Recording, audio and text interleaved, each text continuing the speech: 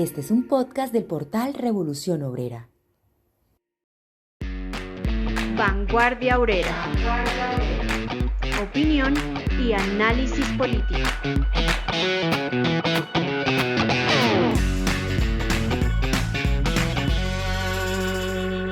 Bienvenidos, los estamos saludando en el episodio número 230 de Vanguardia Obrera. Hoy en compañía con el equipo completo, la compañera Adela y el compañero José y el equipo técnico que siempre nos colabora para estar con ustedes y llevarles distintos puntos de vista de varios temas. Bienvenidos compañeros, equipo, ¿cómo se encuentran? Hola Ricardo, gracias por tu bienvenida y tu saludo. Un saludo también al equipo técnico y a José. Y bueno, espero que el programa de hoy le guste mucho a nuestros seguidores y nos ayuden a compartirlo y analizarlo también. Hola mis queridos compañeros de la mesa. Saludo especial a nuestra audiencia y saludo especial también a nuestro equipo. Bueno, como siempre, en el momento en que vamos a hablar, programamos algún tema especial para el episodio, pero siempre hay otros temas pues que en el escenario nacional e internacional se nos presentan y tenemos que hacer pues como alguna combinación. Para el día de hoy vamos a continuar como tema central con el análisis de los distintos programas de los candidatos a la presidencia para las elecciones en Colombia, y vamos además de eso a conversar un poco de una fecha muy importante que ya está muy cerca. El próximo 1 de mayo, Día Internacional de la Clase Obrera. No es el Día del Trabajo, es el Día Internacional de esa clase que existe en todo el planeta y como tal lo hemos reivindicado por muchos años, el Día Internacional de la Clase Obrera. De eso también vamos a conversar, pero vamos a iniciar primero que todo con la continuación de ese análisis de los programas. Ya miramos los de esos que se llaman de derecha y vamos a irnos un poco más hacia el otro lado, que no es tanto, pero formalmente dicen que sí. Vamos a mirar a aquellos que hablan de los que son del centro. Y bueno, cuando hay varios, pues vamos a centrarnos en tres que son como los más representativos, las cabezas más visibles de ese llamado centro. Son ellos Claudia López, Sergio Fajardo y Roy Barreras. Compartiremos con ustedes pues algunas de las opiniones que tenemos al respecto. Y sin más preámbulos, sin esperar más, vamos a meternos con eso. Y obviamente, como siempre, los invitamos a ustedes para que nos hagan sus comentarios, nos den sus opiniones. Y eso nos ayuda pues a mejorar en este podcast que siempre estamos trabajando en beneficio, en bien de todos ustedes. Lo más destacado de la semana. Iniciamos en el plano internacional, donde la situación en el estrecho de Hormuz sigue siendo de máxima tensión. Tras el bloqueo económico impuesto por el imperialismo yanqui, Irán cumplió su amenaza de restringir el tráfico comercial en el Golfo. El cierre parcial de esta vía, por donde transita cerca del 20% del petróleo mundial, disparó el precio del petróleo por encima de los $110 por barril en apenas 72 horas. De otro lado, se estima que el apagón de Internet en Irán, que ya suma 48 días, ha generado pérdidas por 1.525 millones de euros. A su vez, Estados Unidos confirmó el envío de 10.000 tropas adicionales a la región, mientras que en el Líbano, la cifra de muertos por el ataque de Israel y Estados Unidos asciende a 2.196 personas, incluyendo lamentablemente a 172 menores de edad. En el este de Europa, la guerra entre Rusia y Ucrania, apoyada por la imperialista OTAN, alcanza un punto de inflexión crítico en términos de costo humano y territorial. Diferentes analistas informan que, de mantenerse el ritmo actual de guerra, el total de muertos y heridos de ambos bandos podría alcanzar los 2 millones de personas para finales de 2026. Frente al control territorial, las fuerzas rusas han consolidado el dominio de la región de Lugansk, tras semanas de bombardeos masivos. Solo en las 24 horas últimas, ataques contra infraestructura civil en Yarkov y el este de Ucrania dejaron un saldo de 16 muertos. Adicionalmente, la mediación de Emiratos Árabes Unidos permitió esta semana el regreso a casa de 175 prisioneros de guerra por cada bando. Y en el panorama nacional, la campaña presidencial entra en su recta final. Según el último reporte de la encuestadora GAT3, Iván Cepeda encabeza la intención de voto con un 34%, seguido por Abelardo de la Espriella con un 26%. En un eventual escenario de segunda vuelta, la brecha se estrecha. Cepeda obtendría un 38% frente a un 33% de la Espriella, con un 14% de voto en blanco. Uno de los aspectos en los que más énfasis han hecho los candidatos son las propuestas de seguridad, y a propósito, el gobierno Petro ha destinado un presupuesto superior a los 1.000 millones de pesos mensuales para proteger a los 14 candidatos oficiales. Paloma Valencia, la candidata del Capo Uribe, propone, entre comillas, vivir sin miedo, que consiste en reducir ingresos de los ilegales, robustecer la fuerza pública, entre otras cosas. Abelardo de la Espriella, el defensor de mafiosos, basa su estrategia en la no negociación, calificando de traición cualquier diálogo con grupos armados. Iván Cepeda, el candidato del reformismo, busca reducir en un 60% la tasa de asesinatos de líderes sociales y defensores de derechos humanos en el primer año por medio de un sistema de alertas tempranas vinculantes, además de un aumento del 15% en el presupuesto para el bienestar de soldados y policías. En resumen, los preparativos de guerra continúan alrededor del mundo. Los imperialistas continúan moviendo sus fichas mientras el pueblo es la carne de cañón de sus guerras y genocidios. Y en Colombia, el llamado a la clase obrera es, vote o no vote, luche por conquistar sus más sentidas reivindicaciones. Estas fueron las noticias en Vanguardia Obrera. Listo, Ricardo. Entonces vamos a empezar analizando el programa de Claudia López, que es una de las candidatas de centro. Y pues se presenta con un programa que está diseñado para mostrar orden, para mostrar amplitud, capacidad técnica, pero también digamos que es un programa que habla de una forma particular de entender los problemas del país, ¿no? Y las responsabilidades de quienes sostienen el Estado, la economía y demás con su trabajo. Entonces ella empieza haciendo como un diagnóstico general, donde considera que Colombia no está fallando por falta de ideas, sino por problemas de orden, de control, de desigualdad, porque se está gestionando mal el Estado y porque se está gestionando mal además especialmente en los territorios. Ella hace un énfasis ahí bastante importante en los territorios. Entonces, según dice Claudia López, el país funciona de manera incompleta y desordenada, pero pues que no está en un colapso ni en una crisis, como dicen ahora, estructural del sistema económico o político, sino que las fallas son de forma, ¿no?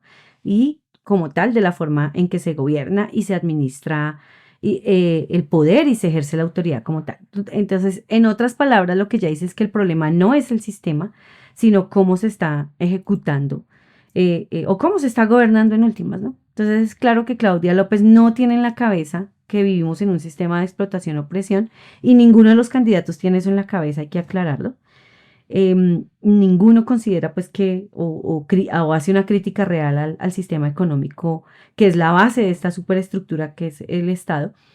Su análisis de la realidad no es ni siquiera de que la maquinaria estatal es en sí corrupta y podrida, sino que el problema es de quién gobierna. Entonces, cambiando a un gobernante se van a solucionar las cosas y así es como ella va a venir a solucionar esto. Dentro de los argumentos de Claudia López está que falta control y autoridad del Estado. Es uno de los diagnósticos, digamos, centrales, en donde ella afirma que el Estado ha perdido un control efectivo sobre el territorio y que eso ha permitido la expansión de mafias y economías ilegales, que ha permitido también el debilitamiento de la autoridad legítima y una inseguridad que se ha ido acrecentando y que ha sido persistente en las regiones como tal. Entonces ella dice que aquí toca ponerse de acuerdo en corregir las cosas que no van bien y agregar las que sean necesarias. En particular en su programa dice que se necesita seguridad, igualdad y desarrollo regional. Entonces habla de recuperar el control del territorio y ejercer una autoridad legítima. Para eso ella dice que va a implementar una justicia contra las mafias que sea implacable, que va a fortalecer la fuerza pública con 40.000 miembros nuevos y va a modernizarlos y a profesionalizar soldados y policías. Bueno, entonces la solución a la que apunta en ese aspecto es que el Estado debe estar presente con fuerza, orden, disciplina, básicamente. Entonces la seguridad aquí en este programa también aparece como una condición previa para cualquier política social o económica. Fíjense que aquí, siendo de centro, su propuesta es muy similar a la de los candidatos que ya hemos analizado, ¿no? Ella también deja en un segundo plano las causas sociales y económicas que influyen en todos estos problemas, ¿sí? Causas sociales como el desempleo, como la informalidad, aunque más adelante habla de eso, pero digamos que la manera de abordarla y de analizarlo es muy distinta a cómo lo analizamos los revolucionarios. Y ella pues no es una revolucionaria, obviamente no lo va a analizar así, pero y básicamente pues se queda como todos los candidatos en palabrería en medio de elecciones. Entonces no se tiene nada en cuenta nada de eso, que estamos en medio de una lucha de clases y que por ende esos son los problemas sociales que se presentan. Más adelante entonces sí habla de una desigualdad social que persiste, que es profunda y que sobre todo se agudiza para las mujeres, para los niños y niñas, para las personas mayores, las personas con discapacidad. Pero la causa de la desigualdad no la ubica en el sistema ni en la lucha de clases que existe, ¿sí? Ni en que este es un sistema que se basa en la explotación del hombre por el hombre, sino en que el trabajo del cuidado no remunerado sostiene la economía, pero que no es reconocido, en que la violencia de género es estructural, como dicen ahora, en que el acceso a la educación y el empleo es limitado para muchos sectores. Bueno, eso es algo que todos sabemos y que hemos analizado, pero que nosotros sí los ubicamos como parte de los problemas como tal del capitalismo y de los vejámenes, ¿sí? Ella no, para ella la desigualdad es un problema de acceso a servicios y a oportunidades, más que como consecuencia de relaciones laborales precarias, de relaciones de explotación, de concentración de la riqueza, etcétera, etcétera. Dice además que la culpa de que el país esté así es que hay un Estado centralista, ineficiente y que está permeado por corrupción, ¿sí? Ella no ve la corrupción como parte del Estado, ¿sí? Para nosotros, como hemos analizado el Estado burgués, es corrupto en sí mismo. No, para ella está apenas permeado. Hay una excesiva centralización del poder y una mala ejecución de los recursos públicos, ¿sí? La corrupción dice que se encuentra en infraestructura, en agua, en vivienda, en servicios básicos, y que los recursos existen, pero pues se desperdician o se desvían y eso impide que lleguen de forma efectiva a las regiones. Y como les digo, pues la corrupción la presenta como un asunto, digamos, técnico, incluso moral, pero no como un mecanismo que funciona acorde con intereses económicos de quienes realmente tienen el poder y también con intereses políticos y obvia también que hay sistemas, que hay sectores que se benefician como tal de la corrupción. Hace también un diagnóstico territorial y dice que hay un desarrollo regional desigual y desconectado. Es que el país crece de forma fragmentada porque cada región pues enfrenta problemas distintos. Eso es cierto, eso también todos lo sabemos. Y que las decisiones se toman lejos de la realidad concreta de cada región. Entonces ella insiste en un enfoque regional, pues que sea diferenciado, con infraestructura, conectividad, proyectos productivos, bla, bla, bla, ¿sí? Y dice que hay un abandono efectivamente regional, pero no cuestiona, por ejemplo, el modo de desarrollo del capitalismo en las regiones, incluso en el campo, o el modelo extractivo o productivo que también ha generado esas desigualdades en las mismas regiones y entre regiones. Otro problema que identifica es de la gestión, que ella dice que hay un problema de gestión más que de falta de derechos. O sea, nosotros tenemos derechos de sobra, según Claudia López, y plantea que muchos de ellos, como la educación, el acceso a servicios públicos, a vivienda, empleo, no se materializan es porque hay una mala gestión y una falta de coordinación y también corrupción ahí de por medio, ¿sí?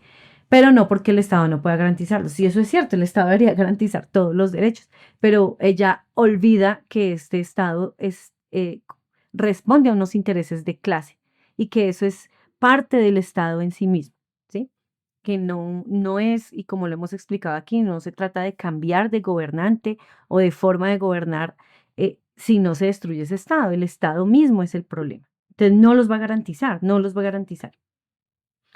Bueno, básicamente dice que pues que el Estado es débil en los territorios, que hay una desigualdad social persistente, una mala gestión pública, y ahí pues por los laditos le va echando las pullas pues en últimas al gobierno actual, y que hay una gran distancia entre la política nacional y la realidad regional, ¿sí?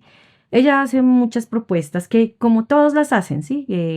Por ejemplo, concretar 1000 manzanas del cuidado para niños y para las personas mayores y en condición de discapacidad, etcétera, etcétera, que con eso las mujeres van a tener acceso a empleo digno y a educación. Habla de 1 millón de becas y la reforma del SENA y la jornada escolar ampliada, pero ya no dice, por ejemplo, que hay problemas para implementar la jornada escolar ampliada como falta de infraestructura, ¿sí? Como falta de personal docente, de recursos, ¿sí? Hay todo, ahí eso encierra muchísimas cosas que no sé, que claro, para decirlo es fácil, pero para hacerlo es otra cosa. Propone 600.000 subsidios y el regreso de mi casa ya, con ayudas a las mujeres que paguen arriendo, etcétera. Entonces va a fortalecer efectivamente todo el sector de infraestructura, ¿sí? Y pues ahí seguramente también habrán algunos que le apoyen en la medida en que ella fortalezca eso. En caso de que ella tuviera la oportunidad de ser presidente, lo más probable es que gobierne con Alianza Verde, aunque el Partido Verde o parte del Partido Verde ya se anexó a la candidatura de Iván Cepeda y pues, se pusieron bravísimas ella y su esposa. Pero pues con la Alianza Verde básicamente fue como gobernó Bogotá y algunos sectores independientes del liberalismo, principalmente con ellos sería con quienes gobernaría y ha dicho que jamás va a gobernar o va a hacer alianzas con extremos políticos, ni de derecha ni de izquierda radical. Entonces, básicamente, sí, digamos que los candidatos vienen diciendo muchas cosas que son ciertas y que en general nosotros como trabajadores conocemos porque las vivimos, y proponen soluciones que uno dice, bueno, esto está chévere, pero nosotros sabemos que en campaña, en medio de las elecciones, todo es válido. Ya otra cosa es cuando están allá y tienen que ejecutar, porque quien tiene el poder no es quien gobierna. Bueno, y pasando al señor Sergio Fajardo, este es otro que siempre se ha presentado como de centro, es un profesor, matemático, catedrático, en fin. Pero la verdad es que solo se diferencia de los sectores más retardatarios en que no utiliza un lenguaje directo contra el pueblo trabajador, ni profiere pues amenazas contra los contradictores directamente. Presenta sus propuestas con puntos: cambio, serio, seguro. Pero si se mira el conjunto pues de su programa y la parte central del mismo, no distan mucho pues de lo que propone Paloma Valencia o Abelardo de la Espriella. No es casual, por ejemplo, que el punto 1 de su programa se llama crisis, recuperación segura, y le dedique 4 puntos a este asunto. Dice este señor, y lo cito: la seguridad se ha convertido en una de las mayores angustias de los colombianos. No podemos normalizar el miedo ni aceptar que el Estado retroceda frente al crimen organizado y la violencia territorial. Vamos a recuperar la autoridad democrática con firmeza y dentro de la ley, fortaleciendo la fuerza pública, la inteligencia y la coordinación institucional.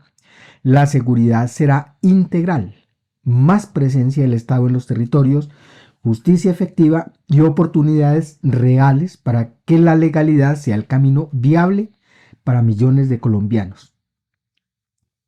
Es decir, los problemas, al igual que todos ellos, los de Extrema, la señora Claudia, como ya miramos, los problemas de la seguridad y de la delincuencia, que son problemas causados por la superexplotación, el desempleo, el desplazamiento forzado, el hambre, lo resuelve con la misma lógica de los sectores más reaccionarios. Autoridad democrática con firmeza y dentro de la ley. Uribe decía, seguridad democrática. Paloma Valencia promete lo mismo, de la Espriella la misma pendejada. Es decir, idéntico a los sectores que hablan en los mismos términos de esa parte pues más reaccionaria. En ese mismo orden de ideas en clave de seguridad y orden, muy al estilo de recordados y odiados pues dictaduros, que a nombre de la seguridad y el orden cometieron cantidades de crímenes, se refiere en materia de salud frente al colapso del sistema que ocasionó la Ley 50, prometiendo recuperar el orden, la confianza y la capacidad de gestión, reorganizando el sistema y prometiendo que la salud volverá a ser un derecho garantizado con responsabilidad técnica. Es lo mismo que la señora Claudia, el problema es técnico, no es un asunto de fondo, y lo mismo con enfoque territorial. Pero igual que el resto, mantiene en manos del capital parásito financiero ese jugoso negocio que convirtieron las EPS en un negocio de la muerte. Lo mismo respecto pues a la energía, habla de impulsar la transición energética con cabeza gradual y sostenible. Y dice que la energía que él promete será confiable, con menos riesgos de apagones, tarifas más justas y mayor cobertura para las regiones históricamente rezagadas. Que básicamente, ¿a qué se reduce esto?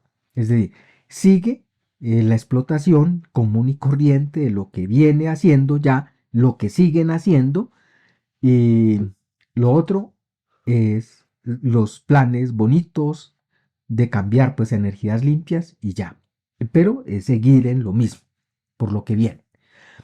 Y remata pues la agenda con, como todos, combatir la corrupción, fortalecer la justicia, estabilizar las finanzas públicas y reconstruir una política exterior seria y respetada. El punto 2, que llama Esperanza Colombia Adelante, habla de priorizar la educación, que es como el aspecto que más le dedica tiempo. Entonces, con la ciencia, la tecnología, la innovación como motores pues, de la transformación social que él llama, para producir más y mejor, para exportar al mundo más alimentos, para hacer más manufacturas, más servicios, en fin. Obviamente, sin tocar para nada la superexplotación de los trabajadores y mucho menos la propiedad privada de las clases que no trabajan, que son las dueños de los medios de producción. El punto 3 llama dignidad, compromiso social en serio. Es lo mismo, pues, de los otros, todos hablan de esas lacras sociales. 16 millones de colombianos y colombianas no cuentan con 16.000 pesos al día para vivir. Más crítico aún, dice 6 millones no alcanzan a tener 8.000 pesos en el bolsillo para sobrevivir al día. Y seguimos pues como en los países más desiguales del mundo. Es inaceptable completamente, como inaceptable que el Chocó tenga 4 veces menos ingresos que Bogotá, etcétera, etcétera. Lo mismo, entonces las regiones, mejorar las condiciones de vida de los que han sido históricamente descuidados, abandonados por el Estado, en fin. Y por ahí derecho, pues entonces el asunto de los jóvenes, las mujeres, las comunidades indígenas, las afrocolombianas, raizales, palenqueras, la población LGTBIQ+, las personas discapacitadas, víctimas del conflicto, etc. En fin, planes bonitos, pues, para tener en cuenta con ellos. ¿Cómo resolver eso? Ni una sola medida concreta, pues. Simplemente tenemos la manera, la tarea de administrar quizás el gobierno más difícil de la historia reciente. Pero lo haremos con ética, conocimiento, experiencia y vocación absoluta de servicio. Con vocación absoluta de servicio público. Estamos listos para servirle al país, colombianas y colombianos confíen en nosotros. Es decir, un voto de confianza para las promesas bonitas. El resto pues de puntos son, porque es una cartilla larga de 62 páginas, donde desmenuza algunas de esas cosas. Pero básicamente en el punto 3 de los 7, después que desarrolla, además de lo que se ha dicho ya, tiene lo de finanzas públicas, la regla fiscal, el manejo responsable de los recursos, que básicamente es ratificando la obediencia a las imposiciones del imperialismo sobre la regla fiscal y lo que prometen todos, como es la responsabilidad en el manejo de esos recursos, y en esa misma dirección apunta a lo que llama en el punto 5, lucha anticorrupción, cero impunidad, cero corrupción. lo de todos politiqueros, ¿sí? No puede faltar eso en la agenda de absolutamente todos, porque ninguno de ellos puede ocultar ese fenómeno, pero que un fenómeno que igualmente ninguno puede frenar siquiera, porque el sistema es corrupto en sí mismo y el Estado burgués es la máquina más podrida por la corrupción existente y es en todos los países. En ese mismo orden de ideas, habla entonces de justicia en el punto 6, de justicia sin privilegios ni impunidad. Pero como ya el pueblo trabajador sabe, y lo dice la sabiduría, lo expresa la sabiduría popular, en que la ley es para los de Ruana, y en efecto es para el pueblo llano, porque los de arriba, los holgazanes, los que no trabajan, la burocracia ladrona, los patrones que roban descaradamente a los asalariados, todos ellos son protegidos por la ley burguesa, porque en esta sociedad manda el capital y los capitalistas, que son los dueños del poder. Y en el punto final, el punto 7 de política exterior al servicio de los colombianos, es un montón de cháchara también respecto a la diáspora pues de colombianos, a la que los va a garantizar, se va a solidarizar con ellos, en fin. Pero no podría faltar, porque además de toda esa cháchara, el centro es la declaración pública y expresa de continuar arrodillado a los países imperialistas y en particular al imperialismo yanqui, es decir, a Estados Unidos, solamente que presentada como de mutuo beneficio y respeto. Resumiendo, en las propuestas de este señor no hay nada distinto a lo que prometen todos los politiqueros y particularmente lo que proponen los candidatos incluso de extrema derecha, solo que en un lenguaje más moderadito, profesoral, y Fajardo no es del centro, y hay que decirlo con todas las letras, sino es un tipo de derecha, y cualquiera que haya seguido su gobierno en la alcaldía de Medellín y en la gobernación de Antioquia, sabe que allí gobernó de la mano con la mafia y el paramilitarismo. Algunos le llamaban incluso la donbernabilidad. Era así como administró Medellín. Es decir, con don Berna. Esa era la gobernabilidad.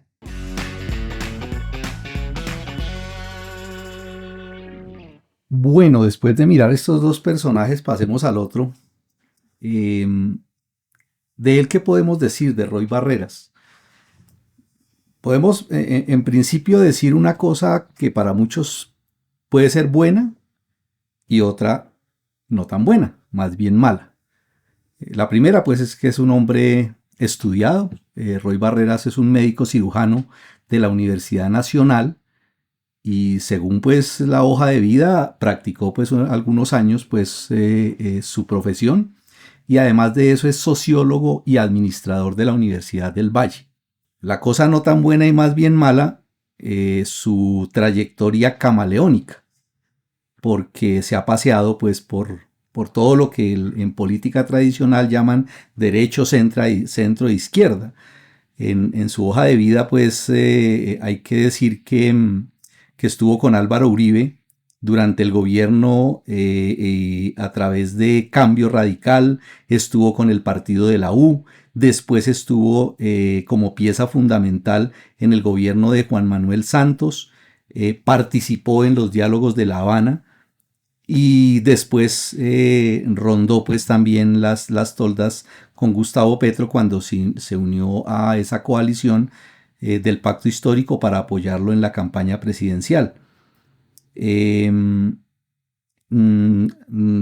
Al final pues fue nombrado embajador por Petro en el Reino Unido y su trayectoria por partidos, Partido Liberal, Cambio Radical, Partido de la U, y el último que ya es como su propio feudito, su propia fuerza, que es la Fuerza de la Paz, con la que llegó a participar pues en la consulta del Frente por la Vida y a quedar como ganador para estar ahora como candidato presidencial.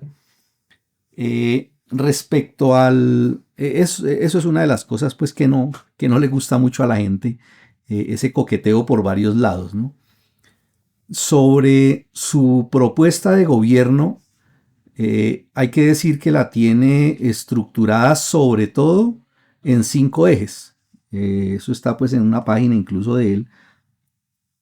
Esos 5 ejes son: el primero, salud; el segundo, en un solo bloque, que llama seguridad, sostenibilidad y soberanía energética; y los otros, que más bien los tiene, creo yo, por cómo se ve pues todo el planteamiento, como más de relleno, que son una cosa que llama sesión mujeres, otra cultura y deporte y otra infraestructura. Digo relleno porque las que más desarrolla son: la primera, la de salud, pues por obvias razones, sus estudios y su interés y la posibilidad que él ve ahí de tener eso como una opción fuerte para ganar en las encuestas y ganar popularidad para las elecciones. Y el otro, seguridad, sostenibilidad y soberanía energética, porque es donde podemos ver uno de los asuntos más destacados de su posición y de lo que él propone. En la primera, en salud, habla pues de estos ejes. El primero, el reconocimiento también de la corrupción como uno de los asuntos más problemáticos que hay en todo el tema de la salud en Colombia. De hecho, pues eso para nadie es un secreto, que la corrupción es uno de los asuntos pues que tiene pues al Estado pues con ese nivel de putrefacción en lo que lo hemos conocido. Y pues también utiliza ese tema para decir que él va a utilizar un sistema unificado de información con un nivel grande de tecnología para coger a los corruptos, para sanear todo el plan de salud y poder darle lo que todos prometen: salud para todos, eliminar la salud como un negocio. Eso es uno de los asuntos. El otro, cuidar a quienes nos cuidan. Entonces enfatiza pues en el tema de los médicos y de las enfermeras, donde reconoce pues el nivel precario de sus salarios, y donde habla de que una de las tareas más importantes a nivel de salud es la dignificación del trabajo. Es decir, dice que no puede haber atención humanizada con trabajadores precarizados. Y el otro aspecto que destaca es un problema también sentido y reconocido por la gente, del problema del agua potable. El agua potable como uno de los problemas más dramáticos que vive gran parte del pueblo colombiano, y presenta pues estadísticas, cifras de todo eso, cifras que seguramente son muy ciertas y seguramente son peores de las que están ahí, pero lo utiliza también como una bandera pues para su campaña, y como una manera de decir que la salud tiene que empezar en casa, como una medicina social y preventiva, y no esperar a tratarlos pues en la UCI. Es decir, que tiene que haber un tratamiento pues anterior a eso para prevenirlo. Eso es como lo más destacado en el asunto de salud. En el tema de seguridad, sostenibilidad y soberanía energética, que es como el más destacado, me pareció a mí, de todo su programa, salta a la vista el tema de lo que él llama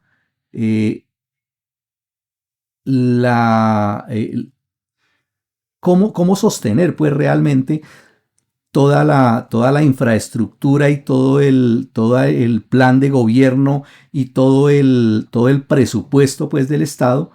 Entonces dice: la única manera de garantizar una seguridad y financiar todo el presupuesto del gobierno es con los combustibles fósiles a un desarrollo al máximo.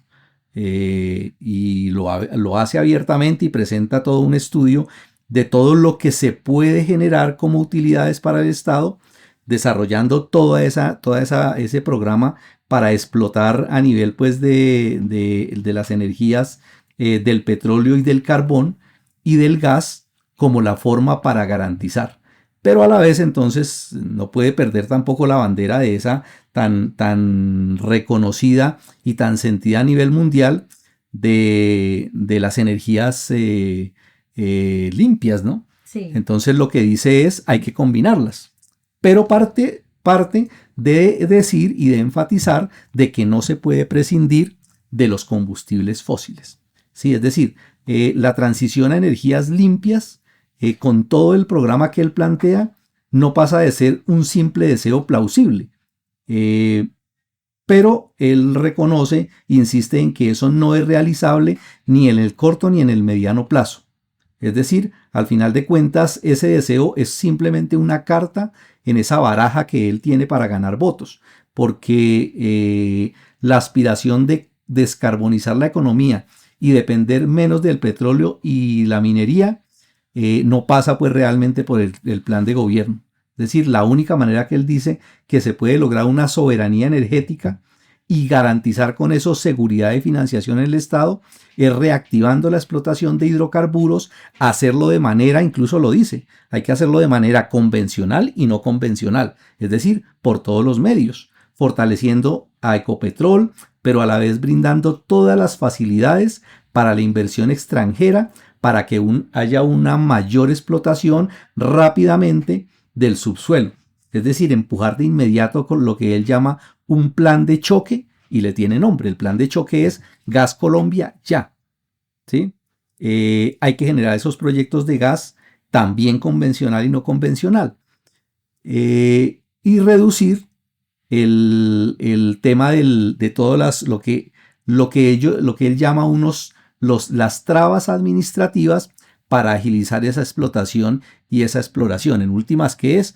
Es eliminar las restricciones que un movimiento social le ha ganado para descarbonizar, pues, y para en últimas generar energías limpias. Entonces él lo que dice es, todo eso pues no es posible, eso es un deseo muy bonito, pero no es posible. Ese es el asunto más destacado del plan y que obviamente pues va en contravía de todos los programas sociales, todo el cuidado de la naturaleza, toda la diversificación, y además de eso dice que hay que hacerlo rápido y como sea.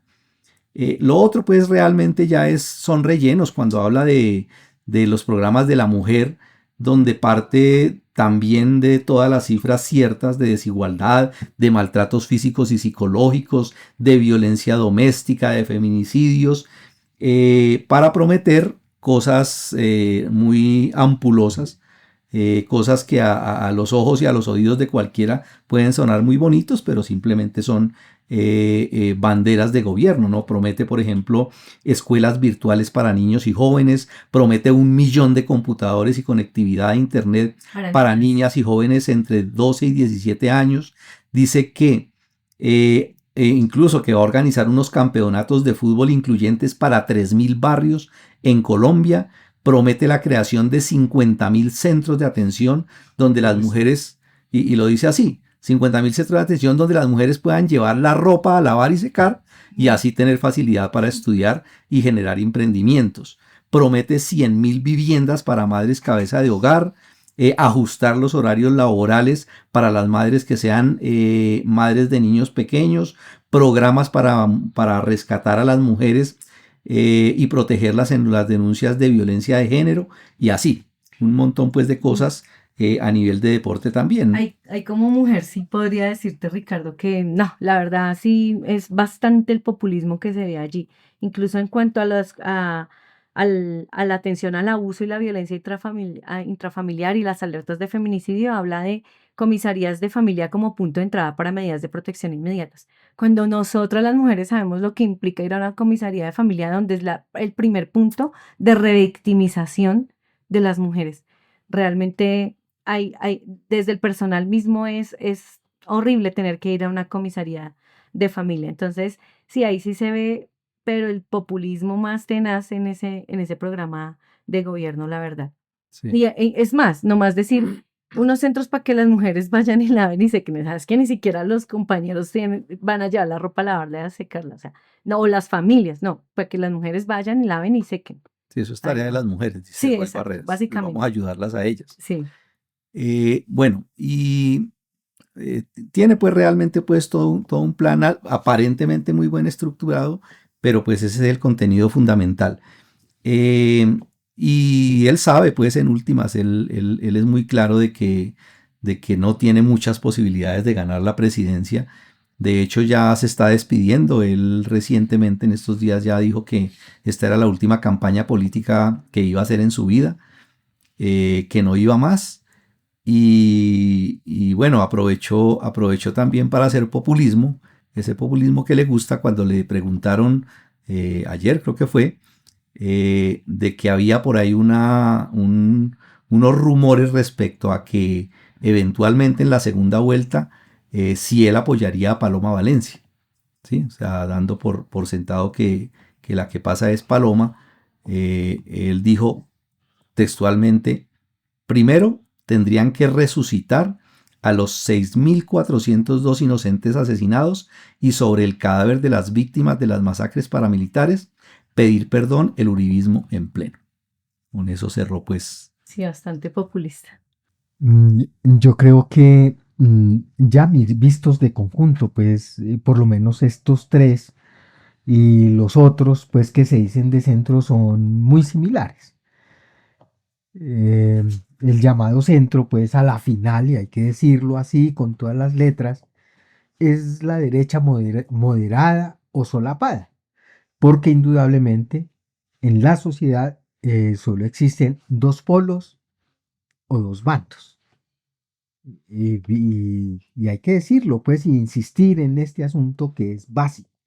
De un lado está el bando o el polo de los explotadores y los opresores, es decir, los burgueses, los terratenientes y los imperialistas.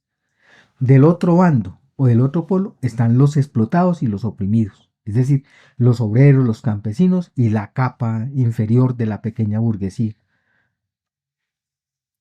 El centro, pues, ninguno de esos habla sobre la explotación. Esa no existe la explotación capitalista.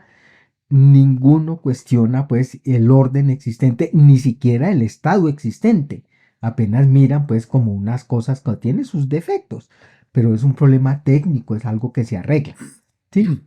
Es eficiencia.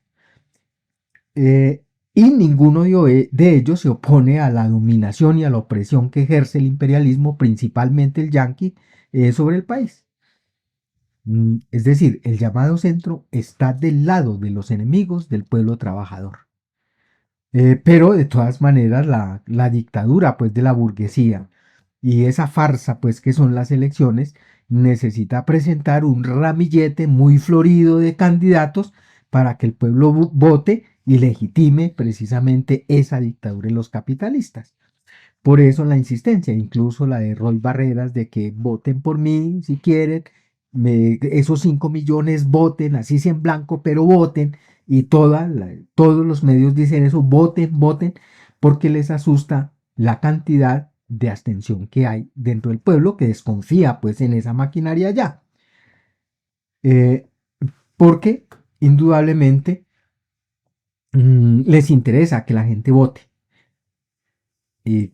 Porque en resumidas cuentas, todas las clases dominantes saben que el gobierno es el administrador de los negocios, de sus negocios comunes. Y mientras no se destruya el Estado que garantiza sus privilegios, no importa qué individuos lleguen al gobierno, todos ellos tienen que cumplir el mandato de los explotadores y defender sus intereses. Acordémonos de lo que decía Petro: yo tengo el gobierno, pero no tengo el poder. El poder lo tienen los capitalistas, es decir, la burguesía, los terratenientes y los imperialistas. Y hay que decirlo también, entonces las elecciones solo sirven para disfrazar la dictadura del capital contra los trabajadores y embolatar al pueblo, haciéndole creer que de verdad está decidiendo su futuro. Sus mensajes, comentarios, opiniones y sugerencias son muy importantes para el desarrollo de este podcast, así como sus aportes materiales para sostenerlo. En la descripción del programa encontrarán distintas opciones para ponernos en contacto de forma sencilla. Los leemos y los escuchamos. Bueno, muy bien, compañeros. Pero además, en medio de todo este circo electoral, de todas estas campañas y de estos análisis que hemos tratado de hacer de lo que están proponiendo los diferentes candidatos, pues se acerca una fecha bastante importante para nosotros como clase obrera y es el 1 de mayo. Y es un 1 de mayo que por lo menos en Colombia pues sí va a estar, digamos que permeado por todo ese asunto electoral. Entonces, pues nosotros es nuestro deber de todos modos rescatar el carácter de nuestro día, del Día Internacional de la Clase Obrera, que no es el día ni del trabajo ni nada de eso, es el Día Internacional de la Clase Obrera y tiene un carácter internacionalista y revolucionario. Y ese es el carácter que nosotros debemos rescatar. Entonces, primero, es un día revolucionario, es un día de lucha de la clase obrera contra todo el poder del capital. ¿Sí?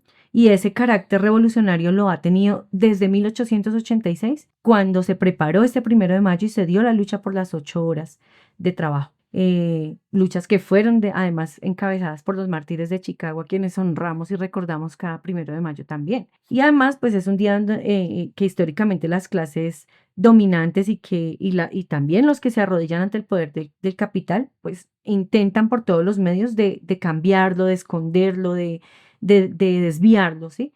Pero, y incluso de nombrarlo de manera distinta y de decir que es el Día del Trabajo, pero no, es el Día Internacional de la Clase Obrera. Entonces debe ser una jornada de lucha contra el capital, contra los preparativos también de la guerra mundial imperialista, que hemos visto son cada vez más evidentes. Es un día no para dividirnos por uno u otro candidato, porque sabemos que se va a hacer un día de propaganda electoral, pero no, la clase obrera no tiene por qué dividirse por eso, sino que este 1 de mayo lo que debemos es pasar revista a las fuerzas del proletariado y a esa clase que cuando se organiza bajo una línea correcta y revolucionaria es básicamente invencible. Ese es el llamado que queremos hacer en términos de rescatar el carácter revolucionario de nuestro día. A no levantar las banderas de la burguesía ni la pequeña burguesía, no, a levantar la bandera roja del proletariado revolucionario en los bloques internacionalistas y revolucionarios que se están conformando y que ya vienen trabajando en diferentes ciudades del país, no en concentrarnos y pelear si votamos o no votamos, no, sino más bien en concentrarnos en la necesidad de organizarnos de manera internacional como clase y también de la necesidad de organizar nuestro destacamento de vanguardia que represente realmente los intereses de la clase obrera y concentrarnos también en organizar nuestra lucha independiente y revolucionaria, ¿sí? Para alcanzar nuestros objetivos. Entonces, ese es el llamado a rescatar ese día como un día revolucionario. Pero también tenemos que rescatarlo como un día internacionalista, José. Por supuesto, Adela, porque ese carácter internacionalista del 1 de mayo obedece no solamente a que en las jornadas del Chicago en 1886 se unieron los obreros que habían llegado a Estados Unidos de todos los países de Europa. Y entonces se juntaron en las jornadas del 1 de mayo en Estados Unidos por encima de las nacionalidades, de los colores, de los idiomas, de las creencias religiosas y políticas, en la lucha común contra los enemigos comunes, que eran los capitalistas, representados pues en el Estado norteamericano. Y ese carácter internacionalista se acentuó aún más cuando el Congreso Obrero Internacional, realizado en Ginebra, Suiza, en 1889, aprobó movilizar las fuerzas de los obreros de todos los países, que era básicamente los obreros de Europa, Estados Unidos y Australia, el 1 de mayo de 1890, para reivindicar la lucha por la jornada laboral de 8 horas. ¿Sí?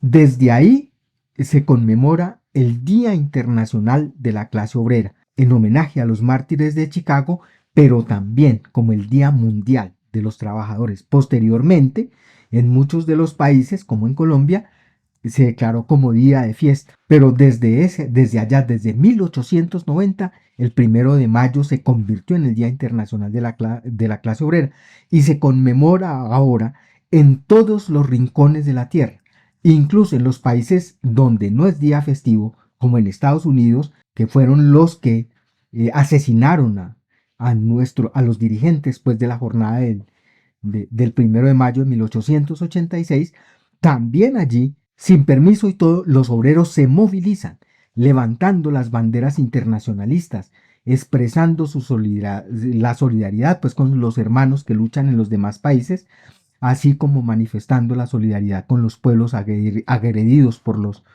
los enemigos. Y este año, como decía la compañera Adela, en todos los rincones de la tierra, los obreros también harán sentir su voz contra la explotación mundial capitalista, contra la agresión a los pueblos, contra los preparativos de guerra imperialista, y muy particularmente en solidaridad con los pueblos de Palestina e India, que ahorita están siendo sometidos por los imperialistas, por los sionistas y los fascistas al genocidio, pero también con los proletarios pues, y los pueblos de Ucrania y Rusia, donde han sido llevados a la guerra por los intereses de los imperialistas. Y por supuesto, en solidaridad con el pueblo cubano sometido al cerco económico por el imperialismo yanqui, en solidaridad con los migrantes perseguidos, golpeados, asesinados o deportados pues, por el fascista Trump. Y así se verá pues, en las manifestaciones de este 1 de mayo. Y con ellos, los obreros revolucionarios también estaremos reafirmando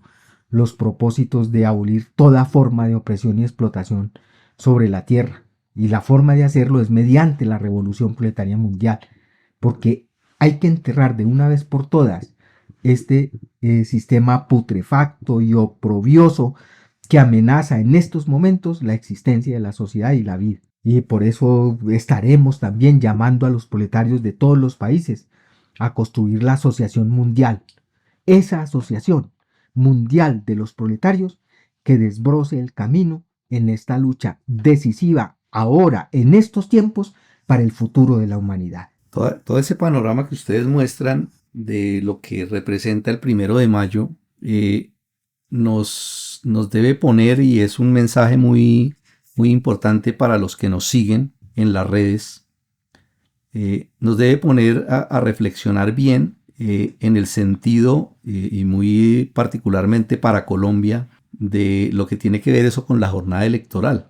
Acordémonos pues el 8 de marzo que impusieron pues una jornada electoral también para ese día, y con todo eso que representa el 1 de mayo a nivel histórico, y con todo ese contenido que tiene de ser esa jornada internacionalista, de ser esa jornada revolucionaria que representa toda esa gran magnitud de lucha que tiene la clase obrera en la perspectiva, pues no vale la pena jugársela, ni participar, ni hacer bando en aquel interés de algunos sectores de convertir el 1 de mayo en una jornada electoral, ni siquiera en una jornada antielectoral, ¿sí? El 1 de mayo por sí solo tiene su significado, tiene su contenido, tiene sus banderas, y creo que eso es importante que tenerlo claro para todo ese trabajo que se está haciendo por estos días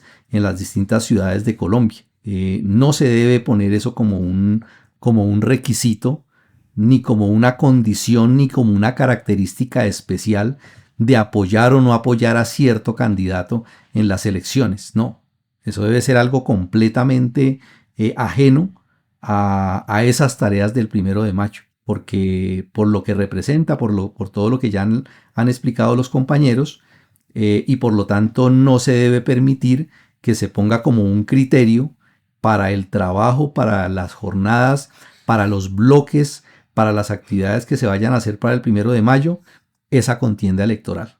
El 1 de mayo es un día completamente distinto de eso, y se debe mantener de esa forma, y hay que luchar porque sea así, ¿sí?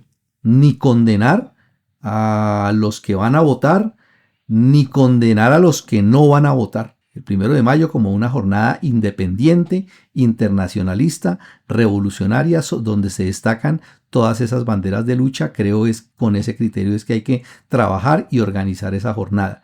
Y obviamente invitarlos a que se hagan parte de todas las actividades que ya se están programando, y que en el portal Revolución Obrera, en las redes de Revolución Obrera, y seguramente en otros medios también de comunicación se estarán dando a conocer para hacer las tareas que están convocando, reuniones que están organizando, trapos que se están organizando para eso, jornadas de propaganda, todo lo que se está moviendo alrededor de eso, invitarlos para que se unan, para que participen activamente y para que hagamos de este 1 de mayo en Colombia una jornada internacionalista y revolucionaria como debe ser. Claro que sí, Ricardo, muchas gracias. A ti también, José, muchas gracias. Y además les tenemos sorpresa, 520 impreso para el 1 de mayo y con otra sorpresita que sacamos allí haciendo propaganda a nuestro podcast y a que visiten nuestro portal. Muchas gracias a todos por escuchar. Encuentren este y todos los episodios de Vanguardia Obrera también en YouTube. Recuerden seguirnos en Spotify y en las principales plataformas de podcast para no perderse ni un solo programa. También pueden compartir ese que más les gustó. Más contenido de interés en revolucionobrera.com.